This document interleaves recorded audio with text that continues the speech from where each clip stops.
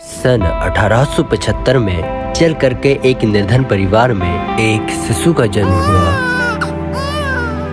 बृहस्पतिवार को जन्म लेने के कारण इस बच्चे का नाम बिरसा रखा गया। किसे पता था कि एक दिन ये बालक जंगलों में रहने वाले समाज को उनके गौरव की याद दिलाने वाला बिरसा मुंडा बनेगा।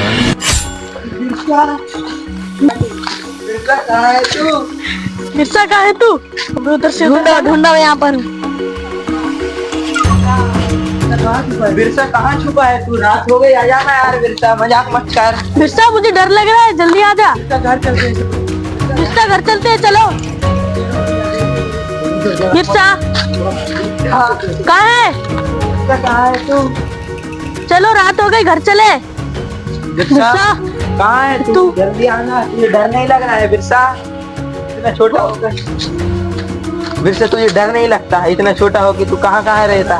जंगल में तुझे डर नहीं लगता? तो यह सब देखते हुए बिरसा ने कहा, जंगल तो मेरा घर है और यहाँ के जीव जंतु मेरे भाई और बहन, तो भला मुझे यहाँ से डरने की क्या जरूरत। और इतना कहते ही बहुत सारे लोग अपने घर चल दिए। इसी के साथ साथ समय बीतता गया। बिरसा जो कि पढ़ाई में बहुत ही तेज थे, इसको देखते हुए उनके माता पिता ने उनका दाखिला मिशनरी स्कूल में करा दिया। क्या नाम है बेटा तुम्हारा?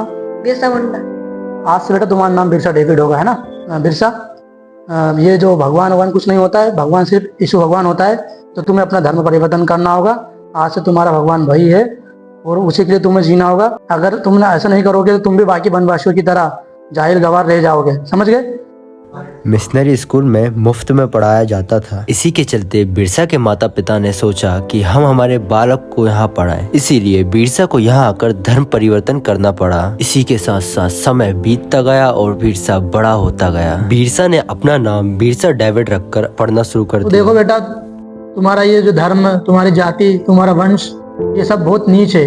हमने जो धर्म दिया है वही तुम्हारा आज धर्म होगा और वही तुम्हें महान बनाएगा। और सभी को आगे आने को कहना होगा, सबका धर्म परिवर्तन करवाना होगा, ताकि वो ज्यादा से ज्यादा हमारे साथ जुड़ सके और हम आगे हमारे भगवान ईसा मसीहा को आगे ले जा सके। और जैसे जैसे बिरसा बड़ा होता गया, वह समझने लगा कि अंग्रेज उनसे उनकी जमीन छीनना चाहते हैं। साथ ही यह भी समझ गया कि जंगल में रहने वाले आदिवासियों को वह ईसाई बनाना चाहते हैं। बिरसा जो कि अंदर ही अंदर बहुत ही गुस्से में था, उसके अंदर की आग धीरे धीरे जागने लगी, जिसके कारण उसने स्कूल छोड़ने का फैसला किया। सुनो, हम आदिवासी समुदाय के लोग हैं, हमें एकजुट होकर रहना चाहिए।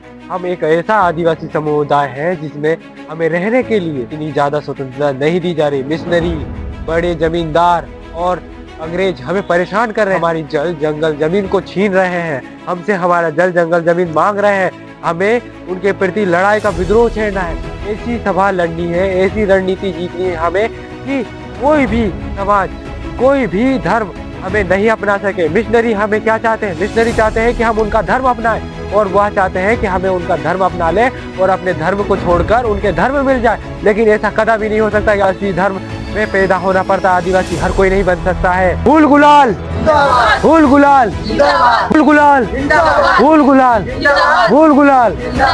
हम अपने देश के लिए, हम अपनी जाति के लिए लड़ेंगे और लड़ते रहेंगे। हम सबका व्यापक विरोध करेंगे, ठीक है? हम एकजुट रहेंगे। फूल गुलाल, फूल गुलाल, फूल गुलाल। अपना धर्म रहेगा, आदिवासी रहेगा,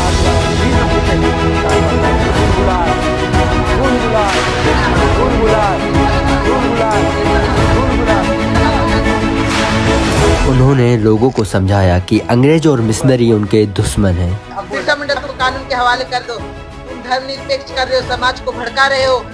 जिंदाबाद, जिंदाबाद, जिंदाबाद। इसी वक्त अंग्रेजों के आ जाने से बिरसा ने अपने आप को उनके हवाले कर दिया। साथ साथ अपने लोगों को समझाया कि जल जमीन के लिए तुम्हें भी लड़ना होगा। अंग्रेज और मिशनरी हमारे दुश्मन हैं। इस प्रकार अंग्रेजों द्वारा बिरसा को कारावास में बंदी बना लिया जाता है।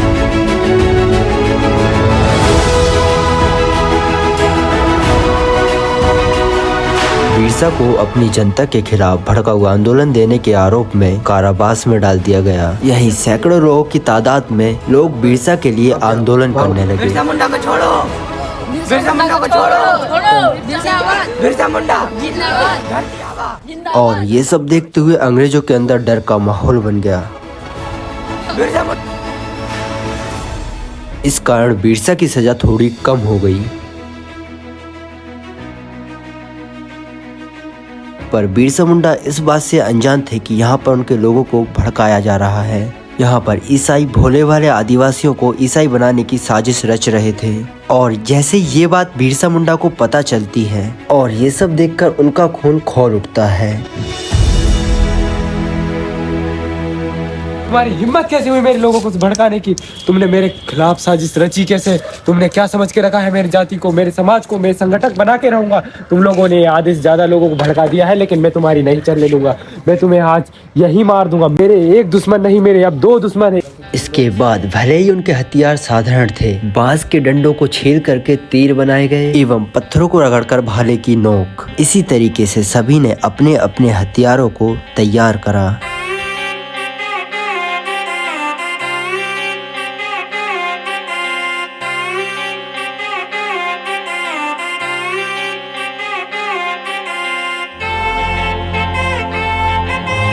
अभी मैं तुम्हें 2 वर्गों में बांटा।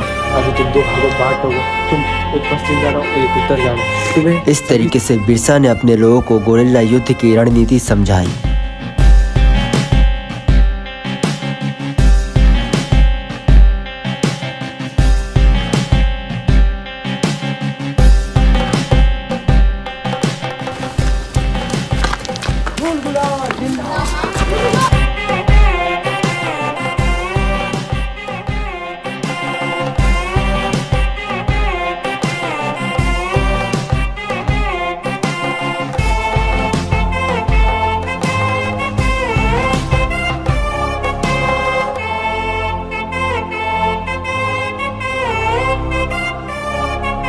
जैसा कि बिरसा ने कहा था कि हम हमला कर कर छुप जाएंगे, इसी तरह सभी चले गए। जिसके बाद अंग्रेजों की सेना से 300 की तादाद में लोग आ गए।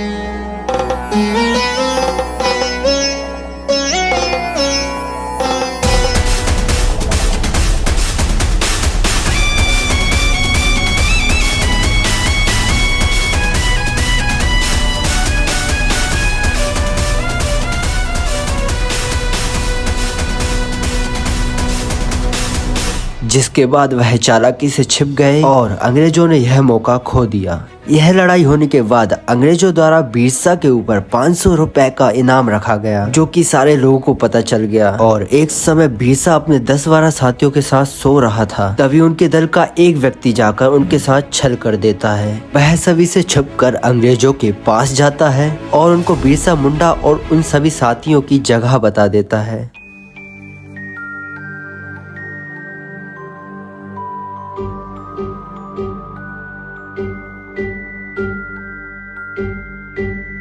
कर्म की कोख ही जन्म का द्वार है, यही संसार का सार है। सुख की न ये धरा ये मझधार है, यही संसार का सार है।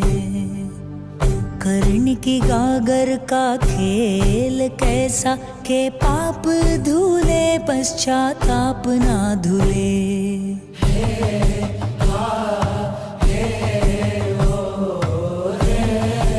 जिसके बाद अंग्रेजों ने गांव वालों को बताया कि उसकी मौत हैजा के कारण हुई, पर गांव वाले इस बात को आसानी से नहीं मान रहे थे। तुमने जहर दिया है, हमने सुना है। उसे हैजा की बीमारी बताते हो तुमने उसे जहर दिया हमारे भगवान को। भगवान बिरसा मुंडा की, भगवान बिरसा मुंडा की।